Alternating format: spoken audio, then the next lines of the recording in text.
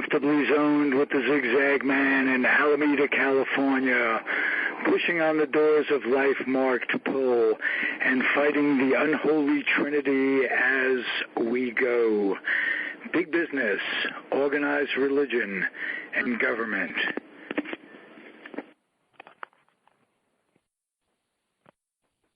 I am back, and you are comfortably zoned with me, the Zigzag Man, in Alameda, California, right across the bay from San Francisco in Northern California, USA.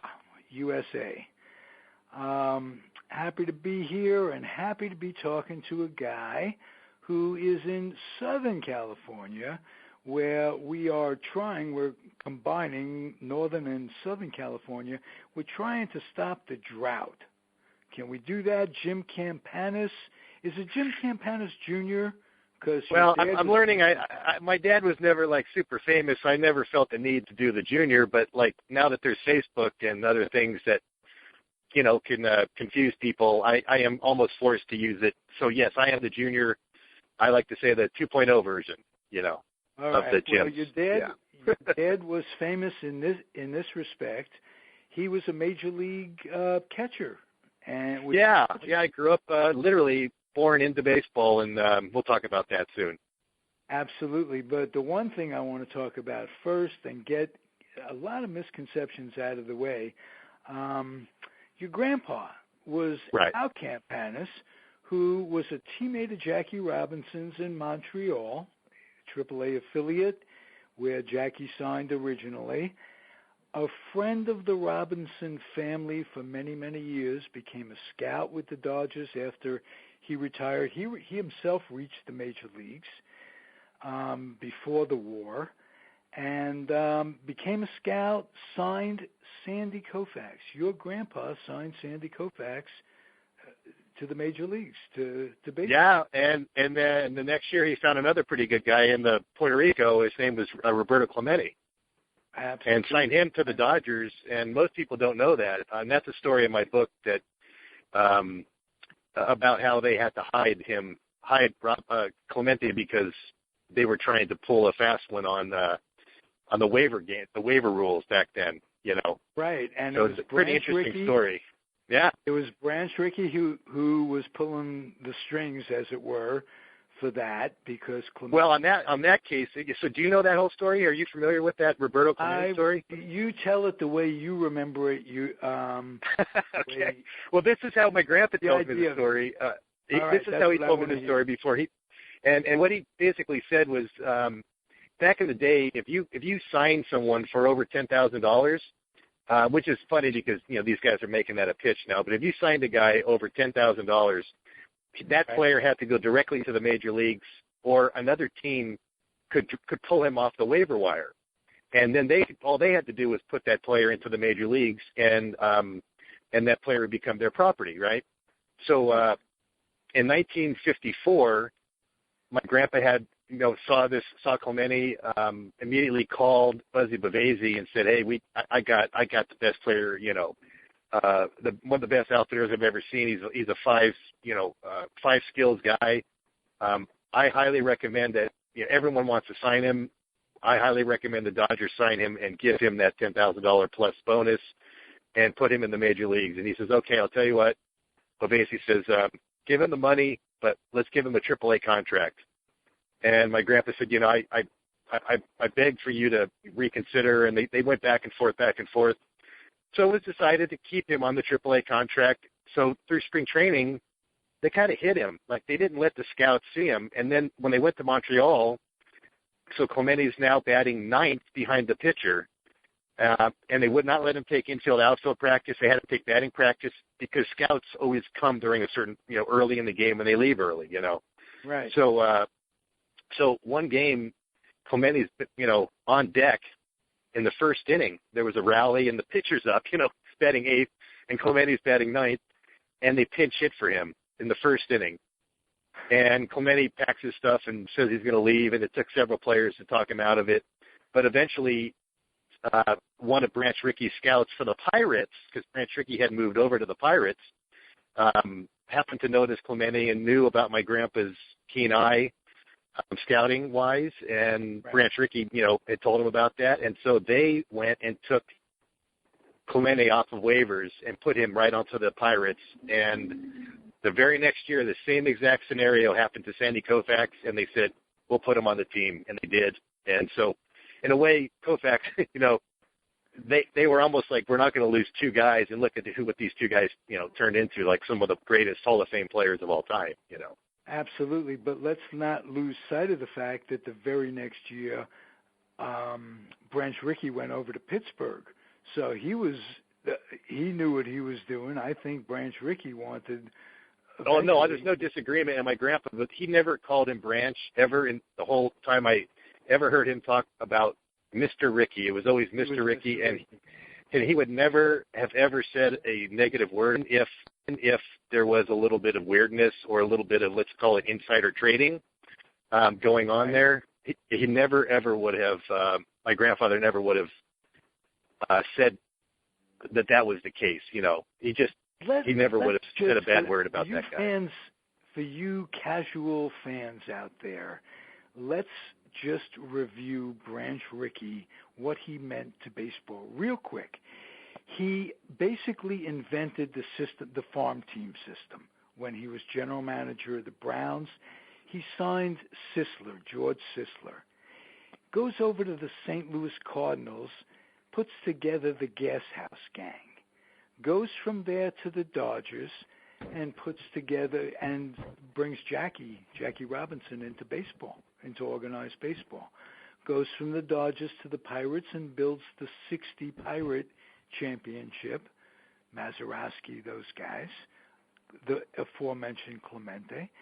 Goes from Pittsburgh to inventing the Continental League, which forced expansion. That's how that worked. That's a long story. But he was the president of the Continental League. After that, after expansion that he forced, he goes to the St. Louis Cardinals and becomes an advisor and helps build the 64 championship team. And that was his career in baseball. Did he do much? Just a little bit. Just a little bit. And your grandpa had these stories working with him.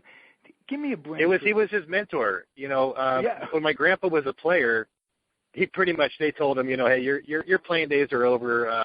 These guys are coming back from the war, and you were just you were a filler.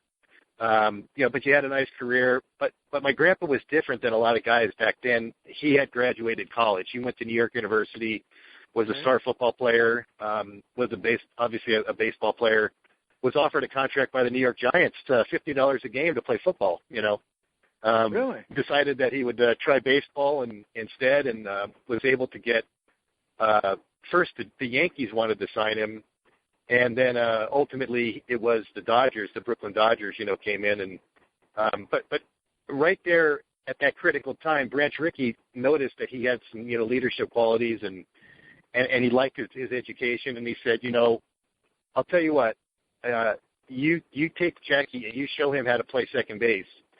And you spend that year in Montreal with him, and you'll play short, he'll play second, and you guys just work together, and I promise you that I will have a spot for you in the front office when your playing days are over. And he did. He did just exactly that. And, again, that's why to the day my grandfather passed, it was always Mr. Rickey, never Branch or never anything of disrespect for that guy, Right. Any stories that you can remember that haven't been told? I know you have a book that you're working on. You're to be congratulated. This isn't a book you're publishing yourself, which no. A lot of people do. You have a contract. Tell me about the contract. I was lucky. I was putting some of these stories on Facebook and getting just a lot of, my old high school and college and pro baseball buddy friends, I remember that Campy, that was funny, or, and all of a sudden their friends were seeing some of my stuff, and then they were liking me, and before I knew it, I had sort of like this nice, huge baseball, family out there. And in fact, I had lunch with two guys today that one I had never met before, and the other I had met just through Facebook. Well, these guys kept telling me I was writing a book in front of them, and I didn't realize I was, but there were so many stories that I had in my head from even just weird stuff like sitting around talking to this old guy for a while and with my mom and dad and grandpa, and finally he walked away, and my mom was just like, I could tell she was like smitten, and I said, well, Mom, like, why is that guy so important? What's his deal? She's like, that's Cary Grant. Like, don't you know who that is? And I'm like, no, I was a kid, and right. Who was Cary Grant? Just some old dude, like, oh, he's a black and white actor, big whoop, But just things like that, being around Dodger Stadium growing up, and then actually being able to be a player myself and having all this background and this knowledge, I had to write it down. And so it became what, a lot of people have their first sort of enlightening moment. Maybe it's at a party or you sort of wake up from life, you know what I mean? Like, boom, you remember like that time when you were 4 years old, 5 years old or whatever. Right. Mine was in baseball. Mine was at Kansas City Stadium. My dad is playing for the Royals, and boom, like I'm wearing this uniform and I'm throwing a ball to him. And hey, you want to tell us about how Dad got to Kansas City and who traded him? Yeah, my grandpa got the job in fact, it was around this time in 1968 because it was late October, I remember reading, and I had just been born. I was a few months old, maybe a year old. I was born in '67, so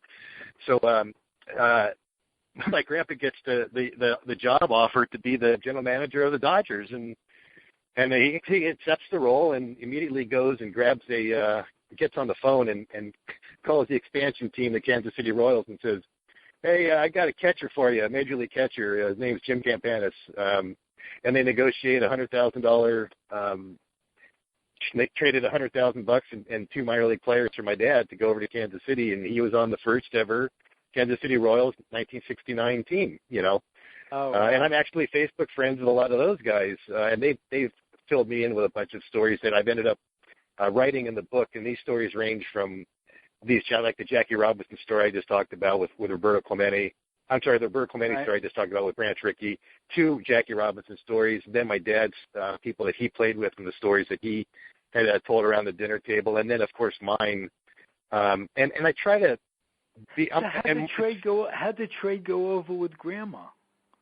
Oh no, my grandma was pissed because I was the first grandkid, and she had a chance to see me every day because we lived right nearby them, and all of a sudden now we're living in Overland Park, Kansas, and she's in Los Angeles, and so yeah, my grandpa got an earful that night. But at the end of the day, he did that trade. It was to benefit both himself and my dad. Right. It would have been weird and awkward to have to option him out and other things like that. You have to do with the general manager. You had Norm Sherry. Yeah. A catcher at the time. Jeff Torborg was there. Right. And I think Haller was there too. They were stacked with catchers. There's no doubt. Yeah. But before my dad left the Dodgers, your dad played a couple of years in the majors, and and I was going to tell you his very first ever appearance in the major leagues. He came in like the 5th inning to pinch hit, and then they put him in to catch. Just so happened it was Sandy Koufax was on the mound, and that particular game, so he caught the rest of the game and had a couple more at bats and did well, had a good day. Turns out that it was Sandy Koufax's last win at Dodger Stadium ever. So his first game in was Sandy's last, and it's funny because Sandy was signed by my grandpa, so it was just, and they still talk about that. So every time my grandpa or my dad sees Sandy, they bring up that little tidbit, and. Sandy always says great words about my grandpa. Is there anything about Sandy that stands out that people don't? He's very closed off, very. Yeah, and I think that's. I've met a lot of other like kind of superstar guys that sort of what they do is unless you're in their inner circle, you're not in their inner circle, and they're not going to let you in unless there's a reason. And so in our case, my dad and we are descendants of a guy who changed his life, and therefore. I think we're just sort of automatically, accepted, and we don't take advantage of that honor. So we don't ask him for. We don't have any autographs of his. We don't have any memorabilia of his. We just have his friendship, and to us that's fine. That's enough, Oh, absolutely, that's wonderful. You were a third-generation ball player, and tell me about the pressure on you, either self-imposed or that came from the family. Did you go to USC? Am I remembering that correctly? Yeah, I went to USC, and I will say that, and I have two kids, and one of them has the same sort of like personality that I do, and the other is more like my wife, a little more easygoing, and doesn't want to just. So for me, I had this like burning desire that I couldn't stop and I couldn't turn off, to be the best at, baseball and sports. I was a quarterback too and a kicker, and I just like, that was completely my world. And I did play music even growing up as a kid, and I still play, 35 years later. And I put the same like effort and concentration and focus and ambition, into my music that I did into baseball. And that's just me, and so the byproduct of that is you do put pressure on yourself, and you do ask yourself to excel every single time, and you demand it of yourself. And sometimes, that can get a little bit out of control. In my particular situation, sometimes I felt like I was under the magnifying glass a little bit more than the average guy because of the name on the back of my jersey. And again, I was the luckiest guy. I was able to have sort of the DNA passed down to me, which is, I think it's 90% of the deal. But what really helped me, I think, at the end of the day was I was just okay skills-wise. I mean, I really am a little bit undersized for being a catcher, and but it was my I don't want to say intellect or my baseball intellect, that growing up around baseball and since I could remember being taught by former major leaguers. I mean, Jim Lefevre would give me batting lessons one day. I got batting lessons from Bill Buckner like 3 weeks after he missed that ground ball, I mean, I had these wonderful experiences with awesome people who were willing to sacrifice their time and whatever to help me get better. And at the end of the day, that's what kept me in baseball so long, because my talent did not really warrant making it to the 40-man roster. Because you have DNA as a ball player, but you also have DNA as a scout and a realist. Was there a time well before you retired when you thought to yourself, you know what, there's got to be something after baseball for me, I'm going to play? Oh, absolutely, yeah. And then there was a little thing called the strike of 95, I think it was. I remember that one real 94, well. yeah. And that was right at the critical time. If it was 2 years earlier, 3 years earlier in my career, it would have been no big deal. If it was 2 or 3 years after I was done playing, it would have been no big deal, because there would have been an opportunity. But right at that exact moment in time, all windows and doors were shut. If you had a job, consider yourself lucky to have one. That was the state of baseball then.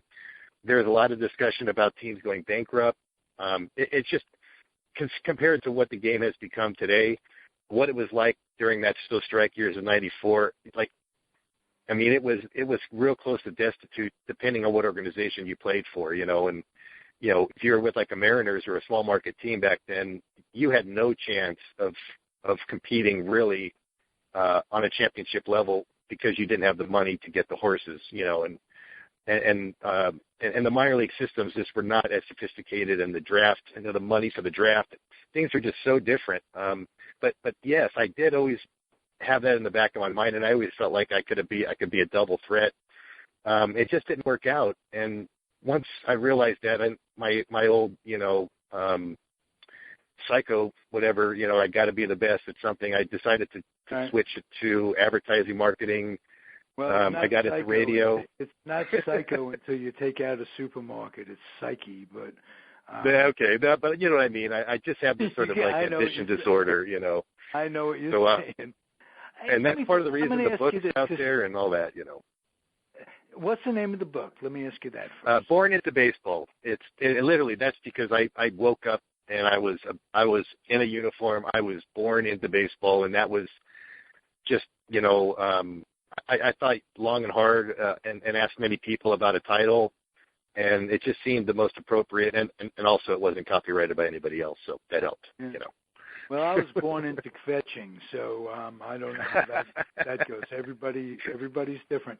But I do want to ask you, because I wasn't born into baseball, but I do have an appreciation for player development, minor league player development, scouting, that sort of thing.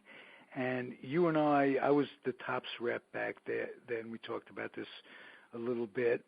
How important is we coaching, once you turn pro early on, what effect does coaching have on a player, and what negative effect can it have if you're not getting along with management and coaching? And how big? That's a really good question. And I have to tell you that, I think it depends on the organization that the player's with, that the player's in, because I know that my friends that went to the Dodgers, I was envious of them. Eric Karros is a good example where, he was getting batting lessons using a samurai sword as a tool and chopping pieces of hay, like these bundles of hay, with Reggie Smith, who learned this technique in Japan. That was at the Mariners, man. We didn't have any. We barely had a batting cage, you know what I mean? And so there was a definite disconnect back then between, I think the parity in the organizations is a lot better today. But I literally was with the team with the least payroll, the least facilities, the least everything. And most of the time, the coaches, even though I thought, when I was watching the World Series and like there's like 6 people or 7 people on the World Series teams or in the announcer's booth that were with me in the Mariners of those days, we had some real strong talent, but I think the coaches were asked to be more of talent assessors than they were really coaching. I think they kind of said, well, you got, whatever you did got you here, so like keep it up and we'll tell you if you made it or not, There wasn't a lot of, why don't you try this dance, or why don't you, we talked about PJ Carey off the air, an old guy, an old friend of both of ours, and he was my catching instructor, and I did learn a lot from him as a catching instructor in a very specialized position. I know some of my other friends learned from like Carlos Lascano and some other guys, outfield, and right. But really, I mean, and we had an organizational hitting instructor, but how is that guy supposed to work with 150 guys? I mean, we had one hitting instructor. Now there's like a hitting instructor for every 10 guys. So it's just a totally different time. The other thing, like back then, everybody wasn't a super studly specimen like they are today. I actually feel kind of sorry for some of these travel ball kids who put in all this time to realize that the kid who never hardly even played baseball but was a stud basketball player and kind of like baseball is the one that they want to look at, not the kid who's got really good baseball skills. It's just it's a different world now. But I'll tell you, back then there really wasn't a whole lot of coaching. There wasn't, not at the pro level. Do you drive your kid like your dad drove you? Is that what caused your Well, no, my dad actually didn't really drive me. He just more, I watched him and his drive, and I just like, well, that's, and he would tell me, you're not, no one makes it by sitting around on the couch. You got to go out. I mean, I knew those, I was always the kid throwing the ball against the garage door all day long and fielding the ground ball and throwing it again, and playing wiffle ball and, over the line just until the street lights went on. You couldn't get me away from it. And I have a 16-year-old son, and I can't get him away from the guitar. I've never once told him, you need to go practice. He's playing at the House of Blues Saturday night. And really? with his teenage band, they're opening for one of the top Led Zeppelin tribute bands called Led Zepp again. And he's playing the solo for Pink Floyd Money. It's a very difficult solo. It's a long one. And I come home from work and I can hear Money just pumping upstairs, and I go to bed, and he's got the disease. I mean, that's sort of like, I want to be great at something. And it's a drive that I just always had, and I think I got it from my dad. But he never was the kind like he was never the little league dad that used to overbearing guy, or if anything, he was trying to chill me out a little bit.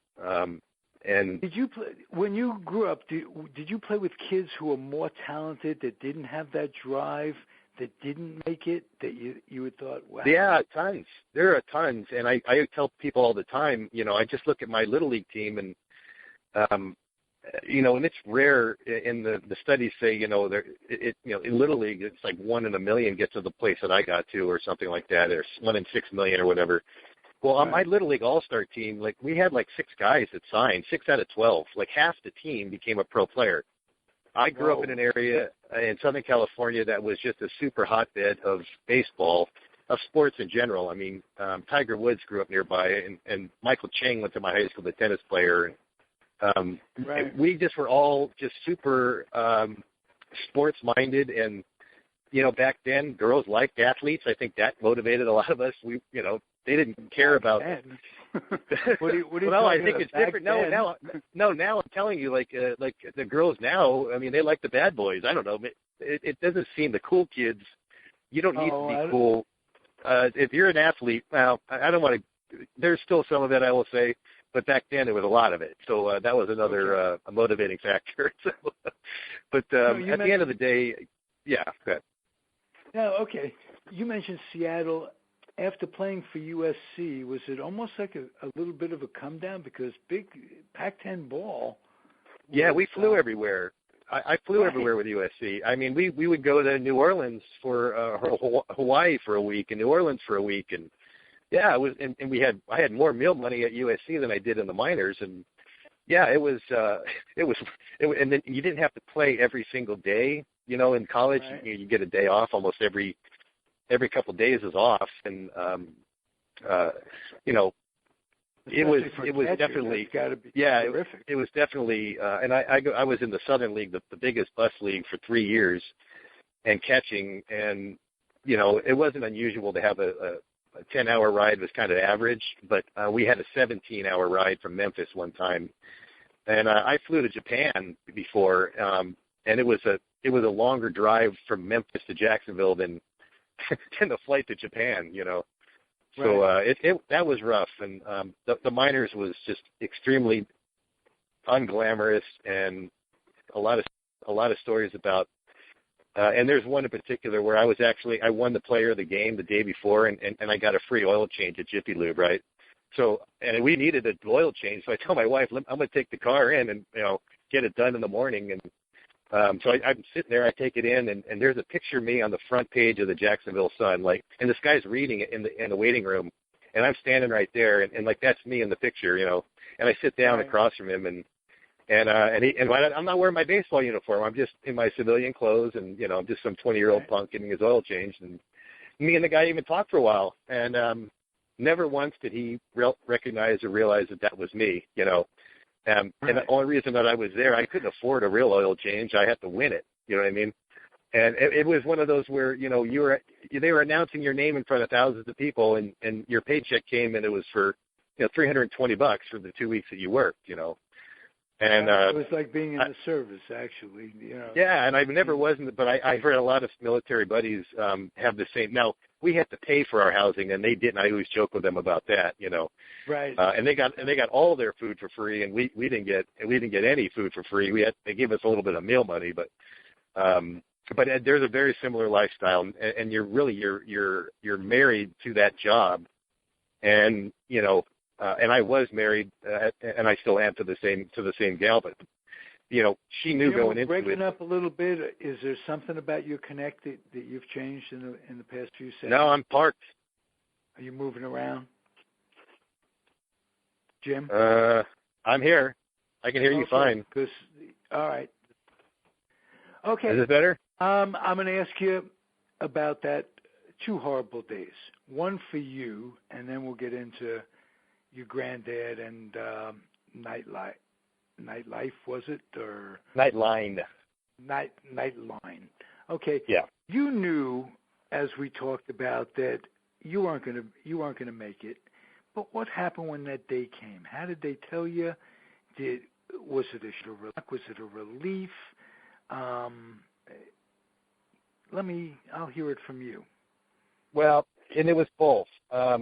I was actually with the Padres, and I was in spring training, and I was trying to just make the team, and they had told me about maybe being a Crash Davis, which I had done the year before, where I kind of mentored a catcher. And it was going to be Raul Casanova. I don't know if you remember that name, but they were talking. Atlanta, I think. Yeah, well, he came up with the Padres though, and so they wanted me to mentor him, and I said I'd do it, and they were going to send us to Double-A or something, and then they called me in a couple of days later, and they decided to go it's just like in Bull Durham. Organizations decided to make a change, same thing. But it was Bruce Bochy who did it.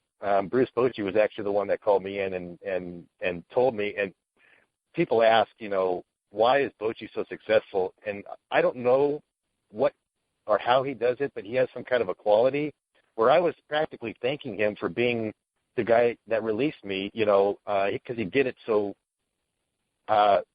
honorably. He did it in such a way where I didn't feel like I needed to break down and cry or anything. It was almost like, I don't know, it was just some weird way that he just made me feel like this was okay and that I had all kinds of great opportunities in life, and even if it was outside of baseball. And I was like, whoa, But then it sort of hit me as I was driving home, and so I kind of decided to, I was in Phoenix, and there's this mountain, and there's a trail, and I always wanted to walk up it, and I don't know why, but I just needed to sort of, get out of my skull for a second. And so I climbed up this little trail not too far up, and I had a beautiful view of Phoenix, and I just started thinking, and I could see the field from there, and I could, see another field, and, do I go back to baseball, or do I, then I'm looking out to these big buildings in downtown. I'm like, I got a college education still coming to me from ASU, or I could go to ASU and finish up school and maybe try something else in life. And,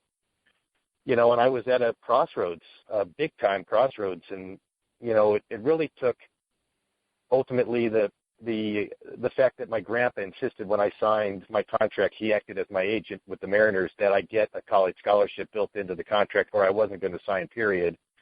And he made that stance in the first second that he talked to them, and I was able to use that scholarship after I was released, and I did go and get my degree at Arizona State in broadcast management, and I found myself in radio doing the advertising marketing side.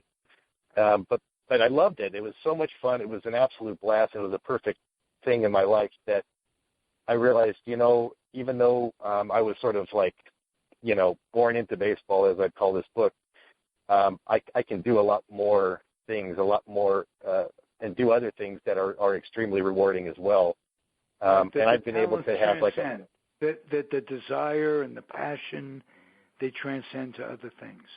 And, it was great because I my only two loves, well, I have three loves, but I got married after a while. I loved, chasing the girls when I was younger with my buddies. Of course, we all did that. And I loved music since I was a little kid, and I love baseball. So when I learned baseball was kind of, I decided, well, let me see about this music thing. So I wanted to be a musician, a professional musician. I was about 27, 28 at the time. I had hooked up with some guys, and we were just playing some, rehearsals, and then I found this radio thing, and before I know it, I'm backstage meeting Alice Cooper and, all these great bands that I totally admire and people I think are just awesome. And now I'm having conversations with Sting, and, it's just because I was in radio, they were kissing our butts and, to play their songs. Right. And I just happened to be the right guy in the right place at the right time. And I look at those radio years and those years that I was in that world as fun in many cases as, the stuff I got to do playing baseball, and I actually made a few bucks doing that stuff. Certainly understand what you're saying, because my radio years, I get to talk to you. So, no, really, this is cool as hell for me, and I'm enjoying it, and I don't want this to end on a down note. I want to keep it an up note, so I'm going to tell you before that we start talking, I'm going to tell everybody out there that Rachel Robinson comes out after all this thing on Nightline and all this, and says, that's not Al Campanis. I know, he's family. I know this isn't how he was. Yet I saw the thing today. I watched it, and it just didn't. It was wrong. I mean, he said the thing about the buoyancy and the swimming, and I think you can lend some light on it, if you would. Yeah, the only thing that so my dad and I, and you know, the family, and over the years we've had this discussion, like, why was he talking about that kind of stuff? What, you know, some people are like, oh, he was drunk, and, you know, no, he wasn't. And other people are, oh, he's had a stroke, and he had some strokes, like mini ones, and you know, I don't know. I don't think that was what we really think happened, and it's really simple. If someone were to say something negative about me or my dad to my grandpa, he would get defensive, and he would defend our honor.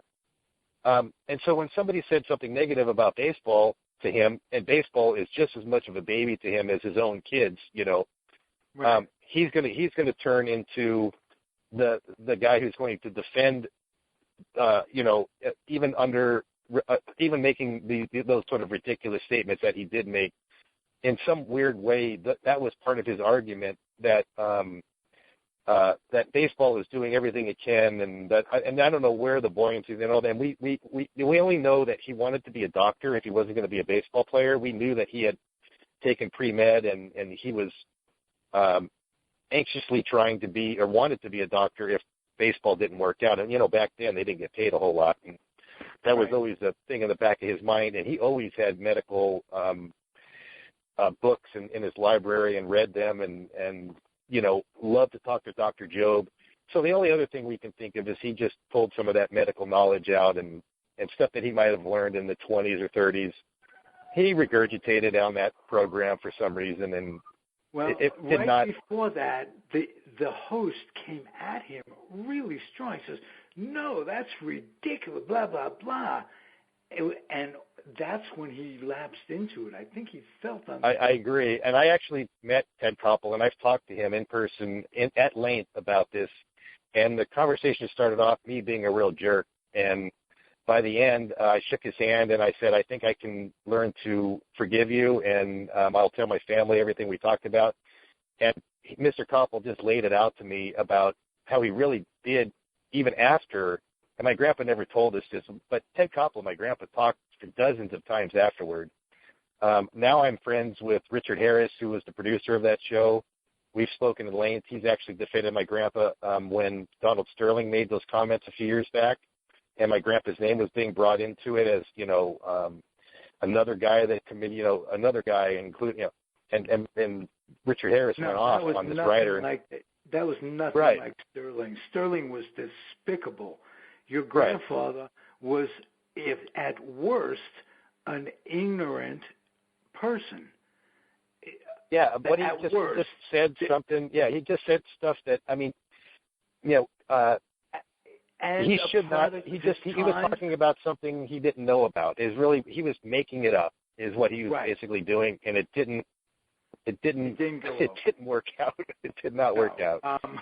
And I'll tell you, from that day forward, my life changed. And I was a sophomore at USC, and we had a game in 2 days at Arizona State with some of the most ruthless fans in the country. And I have that name on the back of my jersey, and there was no way to hide it. And man, I got it handed to me the rest of that year because it was so fresh. But, you know, I'm playing in Puerto Rico, and some dude's ragging me about my grandpa in Spanish, and I know enough Spanish to know he's talking about my grandpa. I couldn't escape it no matter where I went, and I started actually growing a mullet because it was fashionable back then, but it also hid my name a little bit, and I didn't want people to know who I was, and because it always was, oh, you're the grandkid of that bigot guy, you know, and that's when things were a little rough, especially earlier in my career. And I hated it when my debates would read the paper and the story headline would not be about their great game last night, but about the grandson of the guy that made those statements is on the team and has come to the game tonight, and rag him, kind of a thing, you know. And that's the part where it was rougher on me because it affected my teammates. It affected Rodney Peete, who was the quarterback at USC at the time, who was on my baseball team, who batted ahead of me, and he had to get it from the fans. And at the end of the game, he came up and gave me the biggest hug, and we're still friends to this day. And I got so much support from my teammates at USC, and we have our alumni game this weekend, and I look forward to seeing a lot of those guys. And you know, they knew what I was going through, and it was unusual because we didn't have the internet back then. So when something was on TV or on the radio, it was big news. And when they're interrupting, that show Moonlighting with Bruce Willis and going to a news story about my grandpa's statements, like everybody saw it. And I couldn't go to the bank without someone saying, "Is that the same Campanis last name?" Is yeah, same one. Right. So I still get it. I get it in business now, and it's funny. I get it where your grandpa was robbed. It was that, and now I'm starting to see after 20-some years, 25 plus years, I'm starting to see where there's maybe a changing of the tide. My book is a direct. It's a reaction to try to get people to know that my grandpa and Jackie were such good friends that my grandpa brought Jackie to my dad's classroom for show and tell, not a glove or a bat, Jackie Robinson himself. That's how good of friends they were that Jackie would agree to do that. My grandpa played on his barnstorming team. There are so many things that people are now starting to learn. Rachel Robinson coming out and adamantly defending your dad. She could have chosen to say nothing. She didn't, and I know of the integrity of that woman. And for her, she wasn't just she's not impressing anybody. She doesn't have to come out and hold anybody's hand. She wouldn't have made those remarks. There's no question about it. I agree, and I'm like I say, even in business, I'll send someone an email, and they'll even reply back sometimes like, "Are you related to that guy?" And most of the time, it might be a huge Dodger fan or a big baseball fan or whatever, and most of the time, especially in the last 10 years, I have got nothing but great positive. And I thought we did a show on Between the Lines with Jeremy Schaap, and I thought they did a decent job of framing the situation after 25 years. And my dad made it to the final TV interview. I was on the internet interview, and I think our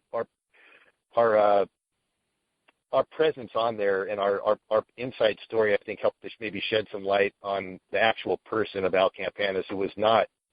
And by the way, yesterday was would have been his 99th birthday, so it's interesting we're talking about it, but he was not the kind of guy. You can ask Pedro Guerrero, and I wrote this story in my book too, that Guerrero just happened to see my grandpa running when he was on the beach in the Dominican during the off season. My grandpa was down to scout some games, and Guerrero ran up to him, and my grandpa had signed him. And my grandpa asked him how he was doing. He said, "Well, I'm doing okay, but I sent all my money home, and it's hard for us to eat, and I want to get strong for spring training, so I got to find a job." And he said, "No, I want you to keep working out." And he handed him $200. $200, but $200 in the Dominican in the 70s, that fed him and his family for the rest of the winter, and he never forgot, Pedro never forgot about just that little thing. And of course, he never asked him to pay him back, and then Pedro even comes out to me in Facebook one day, and he says, I always love your grandpa for that big contract he gave me. So it's funny because just depending on who you talk to, there's very few people. A lot of them have a story like the Pedro Guerrero story, or they have a story that would just show that here's a guy that didn't care what color you were as long as you could play. He was only biased if you couldn't play, and he didn't care what color you were. If you couldn't play, he didn't care about. He didn't want you around. And exactly. So and when it comes down to it, they'd rather win than anything else. My grandpa was recruiting Sadahara O in the 70s. That guy even came to my grandpa's house, and we got to meet him one time. That's how much he was trying to sign Sadahara O at one point. Oh, and that would have been a coup because he was with the Giants in Japan, and when the newsreels would come out in the wintertime, you'd hear these newsreels coming out, and they had the same uniform. I was a Giant fan growing up, a New York Giant. Okay. They'd have the exact same uniforms, and here it is, October, November. You get to see Sadahara. Oh, you pictured him as a Giant. If he'd have come over and signed with the Dodgers, that would have been a statement. That would. Yeah, and this was right before Garvey. So this was in between, like they needed kind of a first baseman or they needed an outfielder. I can't remember exactly what they were, but there was like this point, and he was getting a little bit older, but he could still hit. And he actually, Sadarow actually gave my grandpa the AAA medallion that he won when he was in Japan. The actual, it was a little bronze like medallion, and my grandpa gave it to me, and I have it somewhere in my stuff. But it's that I'm just saying, like that's an example of he didn't care if he was Japanese or Martian, or black or we've Hispanic. Talked a lot about you. We've talked a lot about your grandpa. Tell me something about your dad. He got out of baseball, ran a restaurant, was in the restaurant business, probably still is, right? Actually, he when he got out of baseball, so he played 15 years of pro baseball. He was kind of a bonus baby, grand out of high school. He got a USC scholarship, coincidentally enough, and he decided to sign. $25,000 back then is like $500,000 now or something. So he signed for a good amount of money. He bought a Corvette for $2,500, and was living large, and he made it to the Dodgers in a couple of years, and then we talked about the trade, and then he was traded for little Freddie Patek from the Pirates to the Royals. And I'm sorry, from the Royals to the Pirates. So my dad goes to the Pirates, Freddie Patek comes to the Royals, and a few years later they won the World Series with him, and yes, so he got to play until I think it was 1975, and he still had some years left in him, but he was about 33, and I was entering school, and he decided he wanted to hang it up because he was making about $10,000 a year playing Major League Baseball. That was about the rookie's salary back then, was $10,000 a year. Yeah. So he actually saved up a little bit of money. They bought the house that they still live in, the one that I grew up in Yorba Linda, and he came home and found himself at a crossroads like I was. What do I do if I'm not in baseball? I've been a baseball player my whole life, and at first he got into insurance and hated it, but then he found the car business, and he actually became an owner of a car dealer. When I was younger, in my high school years, eventually sold that and became like the general sales manager, and settled down into this Long Beach BMW job until he retired. And I mean, he did great. He made had a very good living for many, many years, and he loved the lifestyle. He loved driving a brand new car every 3 months, and it was so he actually and he's still around. He plays golf. He's probably really bad right now because Tuesday is his golf day and it's raining, so I don't know if he was able to get his 27 in. But will you be able to send him a link to? Will you be able to send him a link to this so he'll get to hear it? Oh, for sure, yeah, and he's also a really good guy to interview if you ever wanted to talk to him. He'd be happy to talk to you. I got him. He was on one of my Facebook friends is a host in PM Drive in Kansas City, and they wanted to have a bunch of members of the original team on preceding the playoffs, and they got my dad on, and it was great, so he's happy to do all that kind of stuff. Yeah. Very cool. So, but yeah, he had a great career, and he might tell you, my dad is a great guy, and my baseball buddies always, looked at my dad like he was another teammate because he would go to our parties and hang out with us, and we didn't look at him like, some creepy old guy. He was like one of us, and plus, he had the wallet, he had the credit card, and he had an idea to buy us beer when we were a little young, and whatever it took, Pops was there. He was always great, and to this day, I talk to him a couple of times a week, and just blessed that I have some straight parents. So okay, because your dad grew up in a place called your grandpa grew up in a place was born in Kos, if I'm not mistaken. Kos, yeah, it's an island off of. It's between Greece and Turkey. But at one time, it was Russia. I'm sorry, it was Italy. Right. And it became Greece. Do you guys consider yourself Grecians or Italians? Yeah, so that's an interesting one. And so there was a screenplay written by George Vesey, who wrote Coal Miner's Daughter, who's a Greek guy, about my grandpa's childhood. It just never made it to the screen, but it's written. But the story goes, and this is the truth, is the Italians were occupying what amounted to be a Greek island. My grandmother spoke Greek. My great grandmother Her family spoke Greek. They were Greek, and they were living on what they thought was Greek, property. The Italians had occupied it. Well, my grandma has I've an answered affair. my own question. Yeah, my grandma has an affair with the Italian colonel of the area, Mr. Peppino Campani, and Peppino and my grandma have a little fling there for a couple of years, and then Peppino just gets sent back to the mainland and wants to take my grandpa with him, and they have a court battle over custody, and Peppino goes on this long tirade about how I never loved this woman, she just had my kid and all that, and my grandma whispers to her attorney, and the attorney says, well, then, will you please unbutton your shirt, Mr. Campani? And he unbuttons his shirt, and my grandma's name is tattooed across his heart. And so the judge says, full custody goes to Tula. Her name was Tula.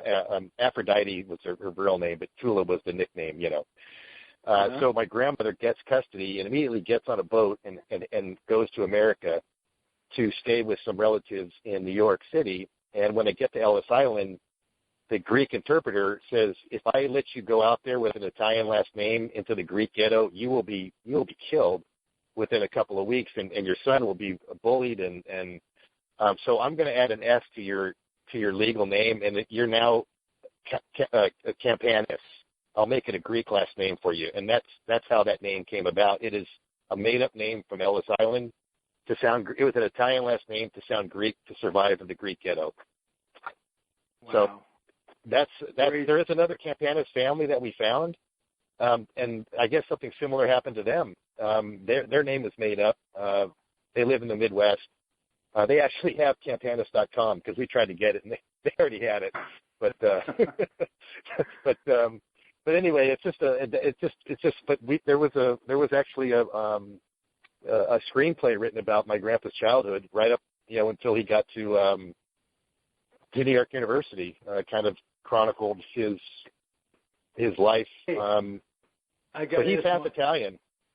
My grandpa was half Italian. Questions come to mind. Tommy Lasorda, you must have some Lasorda stories.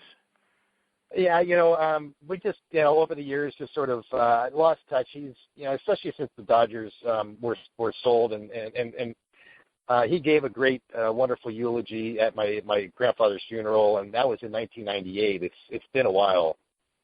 He was an usher in my mom and dad's wedding. So yeah, he's been around our family for many, many years. We love Joe and his daughter Laura, and it's just we're all leading such busy lives and so spread apart. It's just hard to stay in touch. But yeah, he's and you guys have all heard all the same stories that I know of because once they get out there, they're out there. And but that was just another example of the way I grew up as a child. That guy would be at our table at Thanksgiving, and right.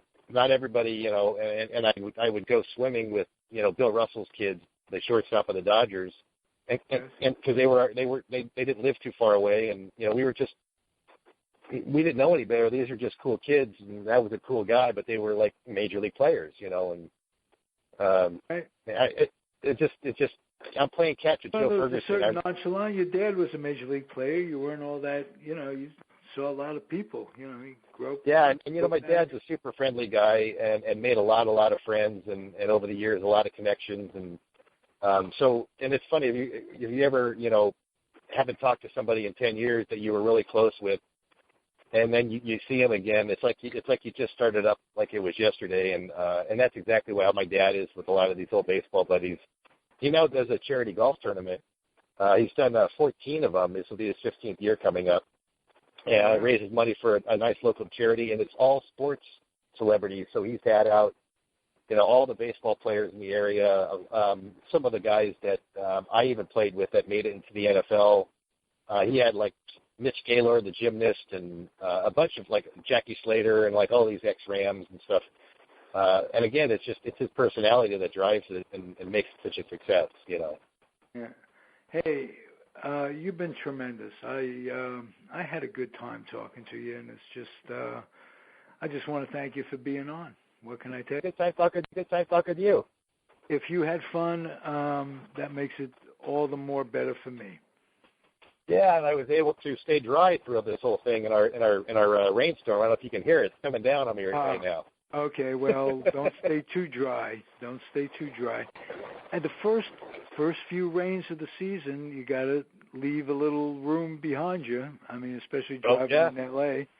There's craziness out there.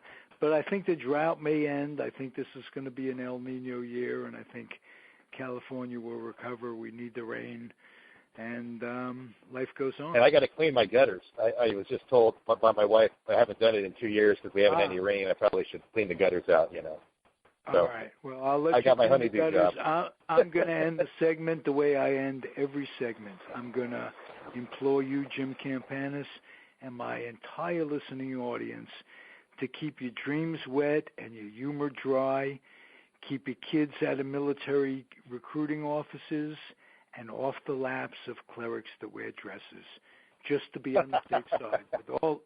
With all that, you never know. You don't have to take my advice, but, it could really come in handy someday. What do you think? I agree. All right. So I hope you'll promise to come back because for me it's a kick in the ass. I really enjoy it, and that's what life's about. Well, my book comes out in opening day in April, so I'd love to be on before that and let everybody know how they can get it. I can't wait to have you back already. All right. So thanks, my friend, and thank you, Audii, for listening in. Adios, muchachos and muchachas.